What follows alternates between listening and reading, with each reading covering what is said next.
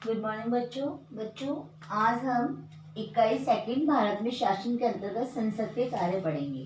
पिछली वीडियो में हमने संसद की गठन और उसकी संसद के गठन के बारे में अध्ययन किया था ना, दोनों सदनों के बारे में अध्ययन किया था हमने। और आज हम क्या करेंगे, संसद के कार्यों के बारे में अध्ययन करेंगे। मैंने आपको बताया संसद क्या होती है, लोकसभा प्लस राज्यसभा प्लस राष्ट्रपति, है ना।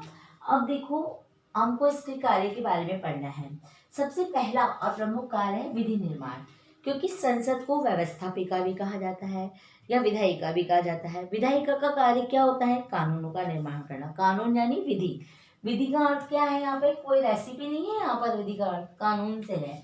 कानून निर्माण करना, तो विधि का निर्माण करना संसद का सर्वप्रमुख कार्य माना गया है। अब देखो बेटा, इसमें होता है साधारण विधेयक। विधेयक दो प्रकार के होते हैं। विधेयक क्या होता है, जिससे आप कोई अपना कुछ चीज पास करवाना चाहते हैं ना, उसके बारे में जो हम विधेयक देते हैं, कुछ लिख कर देते हैं, वो क्या है, विधेयक है। अब साधारण विधेयक और वित्त विधेयक, हम यहाँ किसका अध्ययन करेंगे, साधारण विधेयक के बारे में अध्ययन करेंगे। तो साधारण विधेयक जो होता है वो संसद के किसी भी सदन में प्रस्तुत किया जा सकता है और एक सदन में पास होने के पश्चात वो दूसरे सदन की अनुमति के लिए जाता है।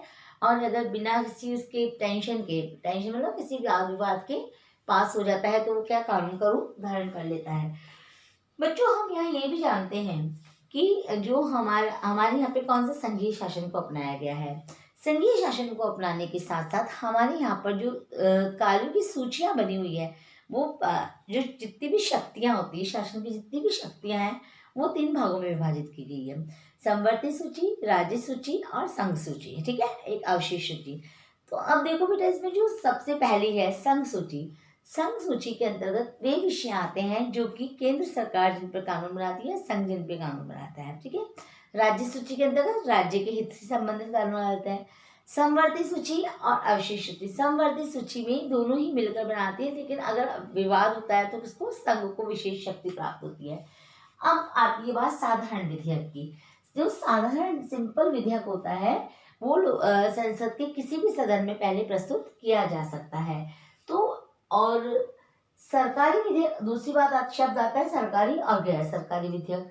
तो सरकारी विधेयक का क्या अर्थ होता है, जब मंत्री परिषद का कोई सदस्य, है ना, कोई विधेयक प्रस्तुत करना चाहता है, ठीक है, प्रस्ताव देता है, तो वो सरकारी विधेयक कहलाता है।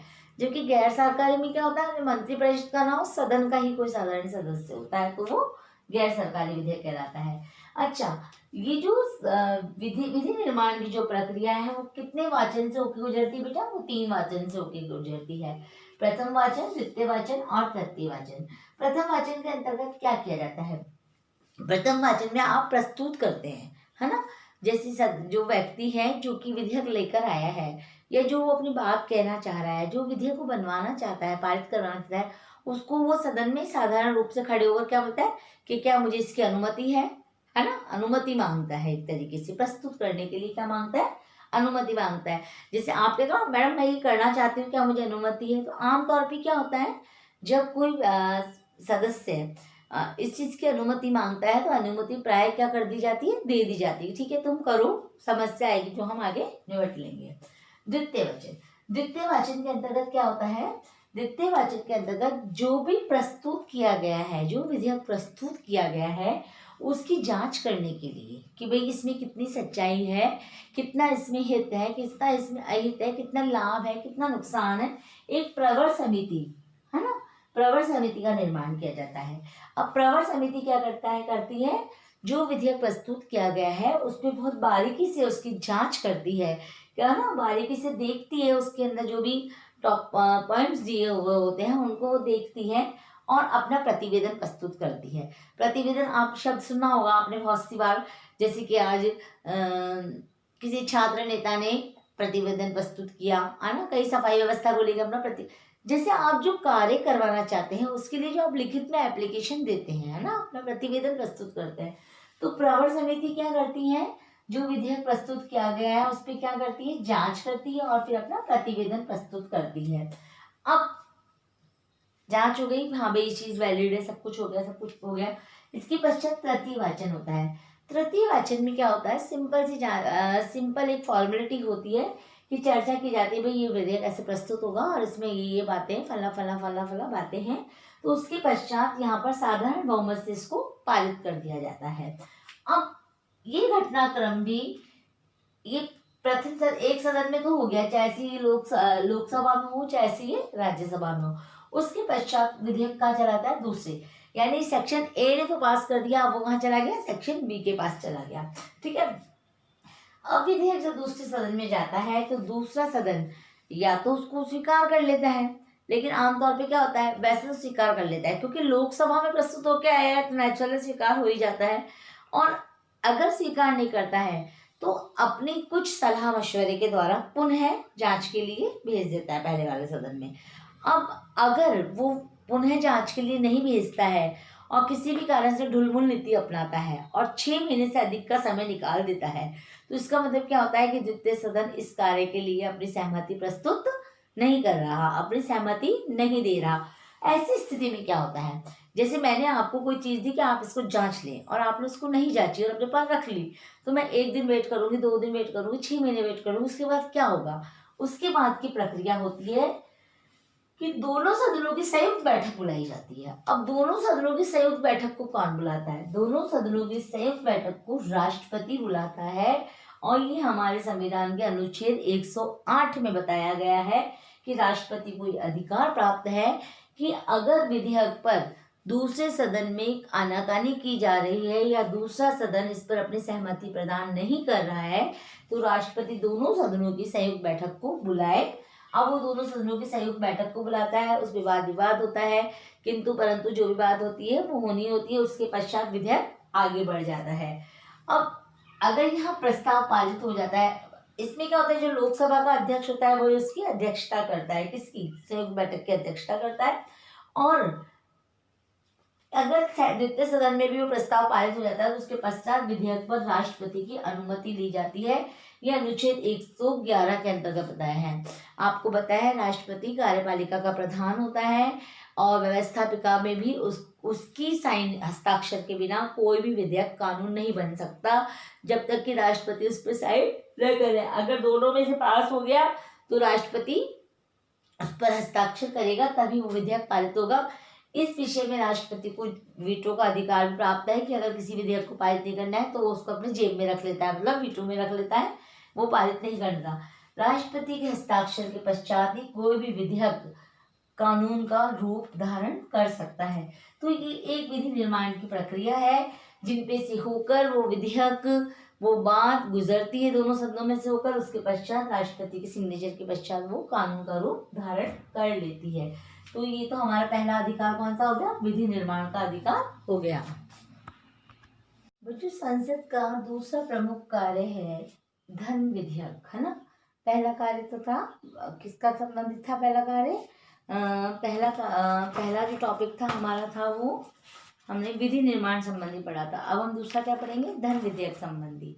देखो बेटा, धन विधेयक संबंधी धन विधेयकों का निर्माण करना संसद का दूसरा प्रमुख कार्य है। इस प्रक्रिया का वर्णन हमारे संविधान में अनुच्छेद 109 में किया गया है और इसको परिभाषित 110 में किया गया है। ये मैंने यहाँ इसलिए बताया क्योंकि ये शॉर्ट क्वेश्चन में आ जाता है। अब धन संबंधी आपको पता है वित्त विधेयक जिसको बोला जाता है। वित्त के बिना तो कुछ भी संभव नहीं है, फाइनेंस के बिना कुछ भी संभव नहीं होता है। वित्त विधेयक के बारे में लोकसभा को अधिक अधिकार प्राप्त है। वित्त विधेयक पहले लोकसभा में ही प्रस्तुत किया जाता है, पहली बात तो ये होगी। दूसरी बात है, वित्त विधेयक सरकारी विधेयक ये है, ये गैर सरकारी विधेयक नहीं हो सकता। ठीक है, दो बात हमारी ये हो गई। तीसरी बात मैं आपको बताने जा रही हूँ कि वित्त विधेयक जैसे लोकसभा में प्रस्तुत किया गया और लोकसभा में जब वो बिना किसी परेशानी के पारित हो जाता है तो राज्यसभा में जाता है। अब राज्यसभा में या तो क्या करते हैं, राज्यसभा को इसके बारे में थोड़ी कम शक्ति प्राप्त है। राज्यसभा में जाने के पश्चात राज्यसभा या तो कुछ सुधारों के साथ पुनः लोकसभा में इस विधेयक को भेज देती है कि देखो ऐसा सुधार होना चाहिए। लेकिन लोकसभा अगर बिना किसी चेंजिंग के पुनः राज्यसभा में लौटाती है तो राज्यसभा को 14 दिन के भीतर अपनी सहमति प्रदान करनी होती है। अगर सहमति प्रदान नहीं की जाती है तो यहाँ कोई संयुक्त अधिवेशन नहीं होता है। जबकि हमने विधि निर्माण में क्या पढ़ा था, संयुक्त अधिवेशन पढ़ा था ना इसमें, परंतु इसमें कोई संयुक्त अधिवेशन नहीं होता है। अगर राज्यसभा 14 दिन के भीतर धन विधेयक पुनः साइन करके लौटा देती है तो वो विधेयक राष्ट्रपति के पास सिग्नेचर के लिए चला जाता है। और अगर राज्यसभा नहीं भी लौटाती है पुनर्विचार करके तो भी वो विधेयक क्या माना जाता है, पारित माना जाता है। और राष्ट्रपति के हस्ताक्षर के पश्चात कोई विधेयक साधारण धन विधेयक है या नहीं है, पारित हो जाता है। समझ में आ गया?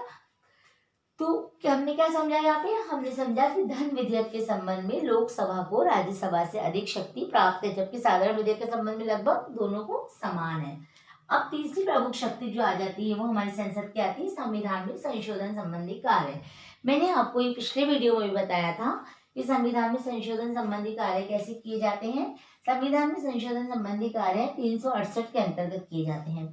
अब बेटा संविधान में संशोधन देखो बेटा, कहीं की संसद यह संविधान बहुत कठोर होता है और कहीं का बहुत लचीला होता है। ब्रिटेन का संविधान जो अलिखित है वो क्या है, लचीला है, जबकि अमेरिका का संविधान कठोर संविधान में माना गया और हमारे भारतीय संविधान को कैसा माना है, कठोर और लचीले का सम्मिश्रण माना है। तो मैंने आपको पहले भी बताया था कि साधारण बहुमत, विशेष बहुमत, दो तरीकों से इनका संशोधन किया जाता है संविधान में। साधारण बहुमत में जो प्रस्तुत सदस्य हैं उनके साधारण बहुमत से हो जाता है। विशेष बहुमत 2/3 बहुमत से, और उससे विशेष में क्या होता है, 2/3 प्लस कुछ राज्य के विधानमंडलों के सदस्यों के द्वारा उसको पारित किया जाता है। तो संविधान अनुच्छेद 368 हमें ये बताता है कि संविधान में किस प्रकार संशोधन किया जाता है और संशोधन कौन करता है। संशोधन कौन कर रहा है, संशोधन हमारी संसद के सदन कर रहे हैं, है ना। तो ये क्लियर हो गया। अब एक चौथा प्रमुख जो अधिकार आ जाता है वो हमारा कार्यपालिका पे नियंत्रण संबंधी आ जाता है। संसद तो कौन है, संसद तो व्यवस्थापिका है। कार्यपालिका तो कौन है, राष्ट्रपति और प्रधानमंत्री वगैरह क्या है, कार्यपालिका है। तो संसद अपने कुछ वैसे तो सरकार के तीनों अंग हैं, कार्यपालिका, न्यायपालिका और व्यवस्थापिका, तो सब अपने अपने पृथक पृथक कार्य कर रहे हैं, परंतु फिर भी कार्यपालिका निरंकुश न हो जाए। कार्यपालिका को इतने अधिकार प्राप्त हैं कि वो जब कार्य कर रही है तो वो निरंकुश न हो जाए, उस पर कुछ बाउंडेशंस लगे हुए हैं। वो कौन लगाती है, वो संसद लगाती है। कैसे लगाती है, संसद कार्यपालिका जो कार्य कर रही है उससे प्रश्न पूछकर, है ना, काम रोको प्रस्ताव के द्वारा, ध्यान आकर्षण के द्वारा, अविश्वास प्रस्ताव के द्वारा, तरह तरह के अपने प्रयासों के द्वारा कार्यपालिका पर नियंत्रण करती है। और व्यवस्थापिका के द्वारा जब कार्यपालिका पे नियंत्रण किया जाता है तो कार्यपालिका अपने सभी कार्यों को सही तरीके से करती है, निरंकुश। क्यों, क्योंकि कार्यपालिका भारत में क्या है, लोकतंत्र है। लोकतंत्र में जो कार्यपालिका है या हमारे संसद सदस्य वो किसके प्रति उत्तरदायी है, किसके प्रति उत्तरदायी है, जनता के प्रति उत्तरदायी है। जनता वोटिंग के द्वारा, अपने मतदान के द्वारा, अपने मत के द्वारा अपना प्रतिनिधि चुन रही है, तो वो एक उत्तरदायी शासन चाहती है। अब अगर उत्तरदायित्व सही नहीं होता है, अब कार्यपालिका वाले कार्य करते रहेंगे तो जब शक्ति हमारे पास आ जाएगी और हम कार्य करेंगे हम निरंकुश हो जाएंगे। अब उस पर अंकुश कौन लगाता है, उस पर अंकुश संसद लगाती है। कैसे लगाती है वो मैंने आपको बताया, प्रश्न पूछकर, काम रोको प्रस्ताव के द्वारा, ध्यान आकर्षण के द्वारा, है ना, तरह तरह से कानून पे अधिक क्या लगाती है, पाबंदी लगाती है। तो ये आपका बेटा क्लियर हो गया है टॉपिक पूरा। ये आपके पूरे 4 कार्य मैंने आपके पूरे बता दिए हैं संसद के कार्य से। आज आपका ये चैप्टर पूरा हो गया है। इस पार्ट के सभी प्रश्न उत्तर आपको कॉपी में करने हैं, जांच कार्य आपका किया जाएगा और अर्धवार्षिक के अंदर कुछ % नंबर आपके होमवर्क में से आएंगे। इस बात का आप विशेष ध्यान रखना, आपके साथ कोई रियायत हम नहीं बरतेंगे।